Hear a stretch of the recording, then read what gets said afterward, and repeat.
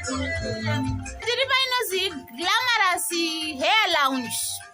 Eya, muchipinge mutaundi ukadzakire paonini apa paonini patm apo pane chimukoto chinopinda chakadai chakadzake panapa onini unotobvunza umbotorashiki ukabvunze. Eya, vantu vanotengesa airtime majuice card apo. Eya, kuti paGlamorous panobikwe masoro veitosonere vantu bvudzi vasina bvudzi rinokura vaya zveshe zviri muno.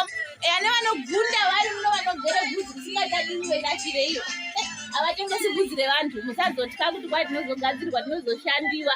Handi mwazviona zveshe zviri muno zvakambati hwe. Eya, naasikana ngatide kukamera yakanaka ino. Ndombi munodziona idzi, ndombi dzakati hwe, dzakamboryoka dzakati kuti mboryo. Nemajaha akona munotomaona. Imweni irapa ndombi iyi. Inotoridzawo mbira.